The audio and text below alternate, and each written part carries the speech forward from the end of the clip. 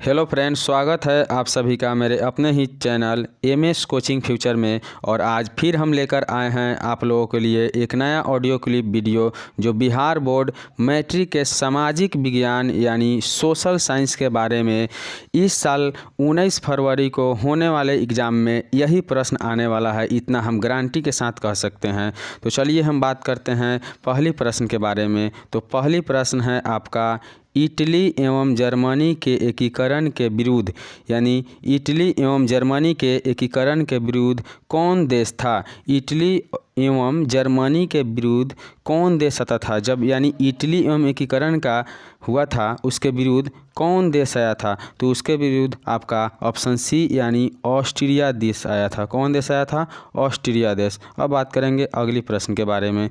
तो अगली प्रश्न है, जाल्वे राइन एक संस्था थी। क्या थी? तो जाल्वे राइन एक संस्था थी। और कैसी संस्था थी? तो जाल्वे राइन आपको व्यापारियों की संस्था थी। कैसी संस्था थी? व्यापारियों की संस्था थी। अब बात करेंगे अगली प्रश्न के बारे में। साम्यवादी शासन का पहला प्रयोग, साम्यवादी शासन का पहला प्रयोग कहाँ हुआ? यानी साम्यवादी शासन जो था उसका पहला प्रयोग कहाँ हुआ था? तो पहला प्रयोग आपका ऑप्शन ए यानी रूस में हुआ था। कहाँ हुआ था? रूस में हुआ था। अब बात करेंगे अगली प्रश्न के बारे में। हिंद चीनी क्षेत्र में अंतिम युद्ध समाप्ति के समय, हिंद चीनी जो क्षेत्र था वहाँ अंतिम युद्ध समाप्ति के समय अमेरिकी के राष्ट्रपति कौन थे? जिस समय युद्ध का समाप्ति होने वाला था उस समय राष्ट्रपति कौन थे? वाशिंगटन, निक्सन, जॉर्ज बश या रूजवेल्ट। तो इसमें आपका सही ऑप्शन है ऑप्शन बी यानी निक्सन। तो इसका सही आंसर क्या है? निक्सन। यानी हिंद चीनी क्षेत्र में अंतिम युद्ध समाप्ति के समय अमेरिकी राष्ट्रपति कौन थे? तो निक्सन थे। अब बात करेंगे अगली प्रश्न के बारे में। गदर पार्टी की स्थापना किसने और कब की? गदर पार्टी की जो स्थापना हुआ था उसे किसने किया था और कब किया था? तो आपका सही ऑप्शन है सी यानी लाला हरदयाल। किसने किया था? लाला हरदयाल। और कब किया था? 1913 में। कब किया था? 1913 में। अब बात करेंगे अगली प्रश्न के बारे में। जालियांवाला बाग हत्याकांड किस तिथि को हुआ था? यानी किस तिथि को हुआ था, किस साल हुआ था? जालियांवाला बाग हत्याकांड किस तिथि को हुआ था, किस साल हुआ था? तो जालियांवाला बाग हत्याकांड आपको 13 अप्रैल 1919 ईस्वी को हुआ था। कब हुआ था? 13 अप्रैल 1919 ईस्वी को। अब बात करेंगे अगली प्रश्न के बारे में। एक प्रतियोगी एवं उद्यमी प्रवृत्ति से प्रेरित किस प्रकार की अर्थव्यवस्था लागू की गई? यानी एक प्रतियोगी एवं उद्यमी प्रवृत्ति से प्रेरित किस प्रकार की अर्थव्यवस्था लागू की गई? तो वो जो अर्थव्यवस्था थी आपके क्या थी? तो मुद्रा प्रधान की अर्थव्यवस्था। कौन व्यवस्था? मुद्रा प्रधान की अर्थव्यवस्था यानी ऑप्शन बी। अब बात करेंगे अगली प्रश्न के बारे में। आधुनिक काल में औद्योगिक इकाई ने किसके स्वरूप को गंभीर रूप से प्रभावित किया? यानी किसका स्वरूप था जिसे गंभीर रूप से प्रभावित किया गया था? तो आपका सही ऑप्शन है शहरीकरण। यानी शहरीकरण जो था उसे गंभीर रूप से क्या किया गया था? प्रभावित किया गया था। अब बात करेंगे अगली प्रश्न के बारे में। विश्वव्यापी आर्थिक जो संकट था वो किस वर्ष आरंभ हो गया था? यानी किस वर्ष शुरू हो गया था? तो आपका सही ऑप्शन है 1929 ईस्वी। यानी कब शुरू हुआ था? 1929 ईस्वी में। अब बात करेंगे अगली प्रश्न के बारे में। आज़ादी के बाद समाचार पत्र आपत्तिजनक विषय अधिनियम कब पारित हुआ? आज़ादी के बाद जब समाचार पत्र आपत्तिजनक विषय अधिनियम कब पारित हुआ? यानी जो आपत्तिजनक विषय अधिनियम था वो कब पारित किया गया? तो आपका सही ऑप्शन है 1951। यानी कब पारित किया गया? 1951 ईस्वी में। अब बात करेंगे अगली प्रश्न के बारे में। अगली प्रश्न आपका एल्यूमिनियम बनाने में किस खनिज की आवश्यकता पड़ती है? एल्युमिनियम बनाया जाता है, उसमें कौन सी खनिज है जिसकी आवश्यकता पड़ती है? तो आपका खनिज है मैग्नीज, टीन, लोहा, बॉक्साइड। तो इसमें आपको बॉक्साइड यानी बॉक्साइड एल्युमिनियम बनाने के लिए किस खनिज की आवश्यकता पड़ती है? तो बॉक्साइड की आवश्यकता पड़ती है। अब बात करेंगे अगली प्रश्न के बारे में। देश में तांबे का कुल भंडार कितना है? देश में तांबे का कुल भंडार कितना है? 100 करोड़ टन, 125 करोड़ टन, या 10 करोड़ टन, या 175 करोड़ टन? देश में तांबे का कुल कितना भंडार है, यानी कुल कितना भंडार तांबा है देश में? तो आपका सही ऑप्शन है सी, यानी 10 करोड़ टन। कितना है? 10 करोड़ टन। अब बात करेंगे अगली प्रश्न। निम्न प्राकृतिक संपदाओं में किसका भंडार सीमित है? निम्न प्राकृतिक संपदाओं में किसका भंडार सीमित है? तो सही ऑप्शन है आपका कोयला। किसका भंडार सीमित है? कोयला का। अब बात करेंगे अगली प्रश्न के बारे में। अगली प्रश्न, यूरेनियम का प्रमुख उत्पादक स्थल है। यूरेनियम का प्रमुख उत्पादक स्थल है कौन है? तो सही ऑप्शन है जादूगोड़ा। कौन है? जादूगोड़ा। अब बात करेंगे अगली प्रश्न के बारे में। अगली प्रश्न है, भारत के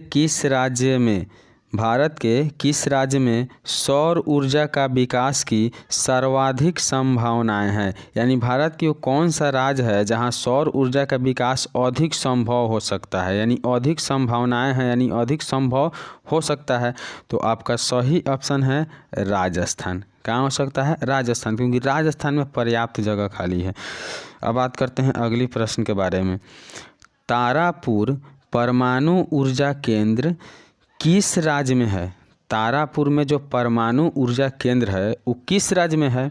तो आपका ऑप्शन है मध्य प्रदेश, गुजरात, छत्तीसगढ़, महाराष्ट्र। तो तारापुर परमाणु ऊर्जा केंद्र किस राज्य में है? तो आपको महाराष्ट्र में है। कहाँ है? महाराष्ट्र में है। अब बात करते हैं अगली प्रश्न के बारे में।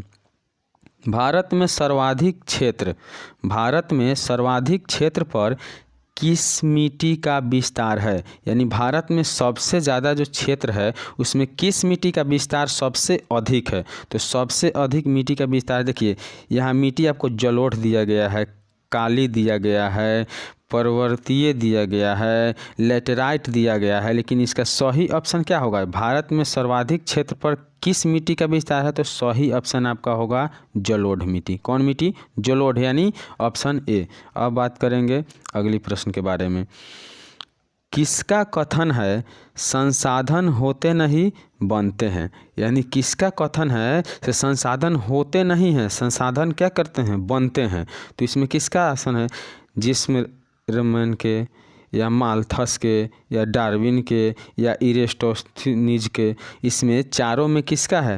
तो इसमें सही ऑप्शन है ज़िमरमैन का। किसका? ज़िमरमैन का। अब बात करते हैं अगली प्रश्न के बारे में। कोसी नदी घाटी परियोजना का प्रारंभ कब हुआ था? कोसी नदी घाटी जब परियोजना चालू किया गया वो किस वर्ष चालू किया गया था? कोसी नदी घाटी परियोजना किस वर्ष चालू किया गया था? तो आपका सही ऑप्शन है डी, यानी 1955 ईस्वी में। कब चालू किया गया था? 1955 ईस्वी में। अब बात करेंगे अगली प्रश्न के बारे में। कुशेश्वर स्थान, कुशेश्वर जो स्थान है, कौन स्थान? कुशेश्वर स्थान किस जिला में स्थित है? कुशेश्वर स्थान जो आपको है वो किस जिला में स्थित है? वैशाली, दरभंगा, बेगूसराय और भागलपुर। इन चारों में से कुशेश्वर स्थान किस जगह पे स्थित है? तो आपका सही ऑप्शन है दरभंगा। कहाँ स्थित है? दरभंगा। दरभंगा में कुशेश्वर स्थान स्थित है। अब बात करते हैं अगली प्रश्न के बारे में। दलित और महादलित की एक नई पहचान बना है। दलित और महादलित का नया पहचान क्या बना है? तो दलित और महादलित का लिखा जा रहा है से दलित और महादलित की एक नई पहचान बना है। तो नई पहचान कहाँ बना है? उत्तर प्रदेश, राजस्थान, बिहार। तो आपको कहाँ बना है? बिहार में। अब बात करेंगे अगली प्रश्न के बारे में। नस्ल का आधार है। नस्ल का आधार कौन हो सकता है? नस्ल का आधार जीवशास्त्र, धार्मिक, सामाजिक या आर्थिक। तो नस्ल का आपका आधार हो सकता है कौन? तो जीवशास्त्र। इसका सही आंसर क्या हुआ? जीवशास्त्र। अब बात करेंगे अगली प्रश्न के बारे में।